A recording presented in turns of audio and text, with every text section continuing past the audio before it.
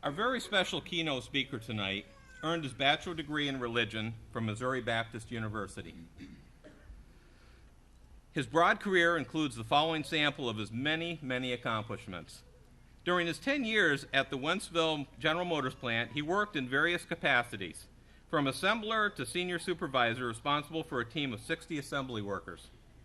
He then joined Best Buy when the company consisted of only 36 stores, and he worked his way from store manager to district manager, ultimately responsible for a $220 million budget and 1,500 employees.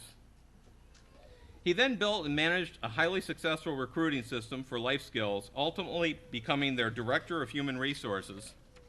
He's worked as an independent consultant, and if you think that's an interesting resume, here's where it gets very interesting. He currently works for a company called Flight Safety International as their human resources specialist, accountable for the St. Louis-based Visual Simulation Systems unit. Flight Safety International is the world's largest aviation training organization with a global network of 43 learning centers, training 75,000 aviators nationally and annually. Flight Safety is the largest simulator manufacturer in the United States, having produced flight simulators and visual systems for customers in 43 countries, and they also work with the United States military and NASA.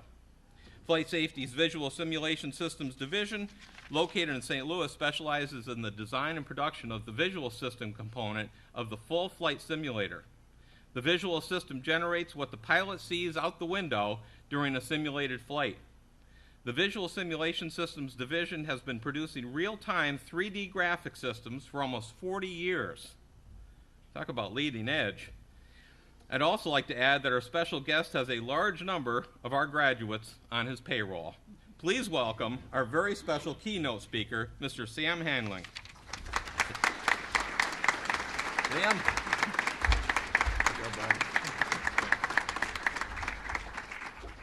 All right, one of the things on this dais is not like the other things, and it's me.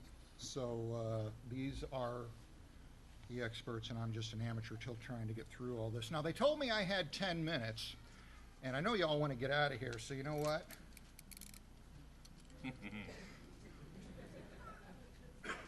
10 minutes. All right.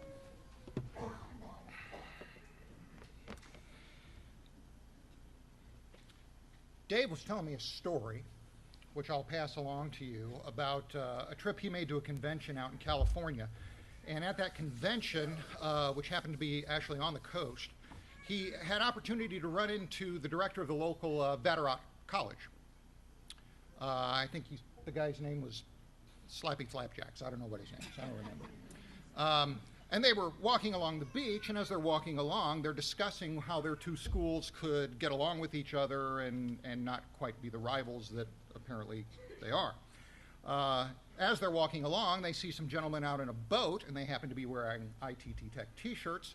And there's a little ways off from them another guy who happens to be wearing a Vatterott t-shirt, and here comes a rather large shark about to attack the young man in the water.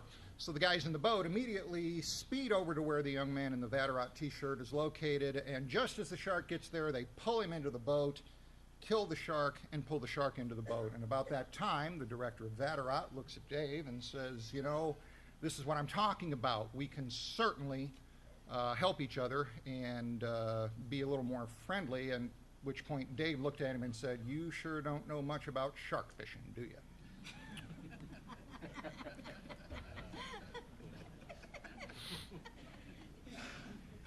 All right, so you're at the end of your journey, and it's kind of like the dog said when he finally caught the car, now what? What do I do at this point? I'm through with school, I'm ready to get out of here, I've had enough of thinking, I'm ready to bug out, I'm ready to go do something with my life. What do I do now? Let me talk a little bit for just a moment about successful people. There's a philosophical and psychological theory called locus of control.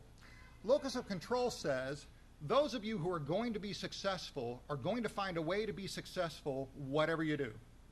It doesn't matter. You will find a way to be successful.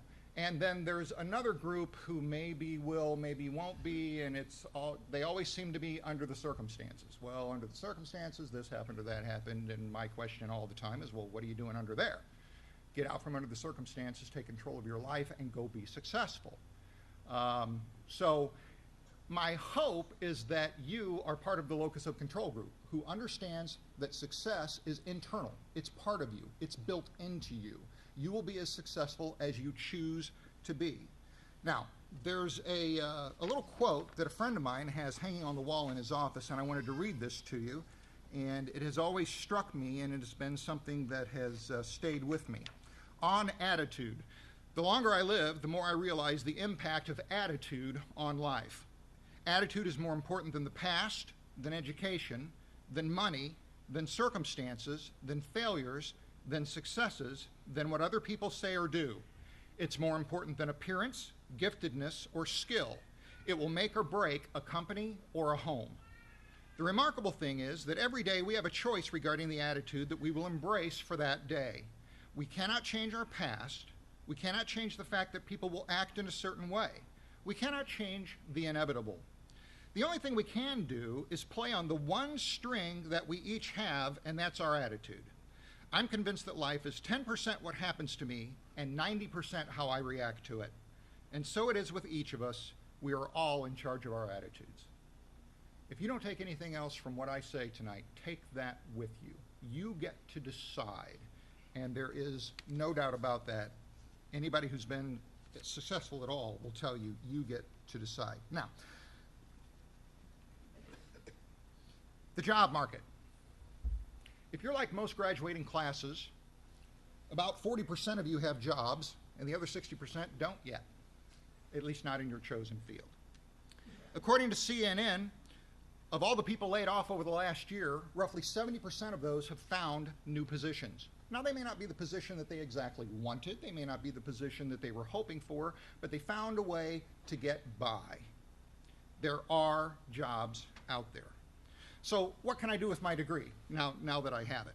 You've completed a long-term, challenging project. The founder of the company I work for is a gentleman by the name of Al Ucci. In 1940, Al was 23 years old, working as a chief pilot for the Queen Flying Service. One of the things that he liked best was taking folks from the Civil Aeronautics Administration, which later became the FAA, up on training flights. So he took this young captain up, and they're flying, and Al is teaching him some of the different moves that are part of trick flying.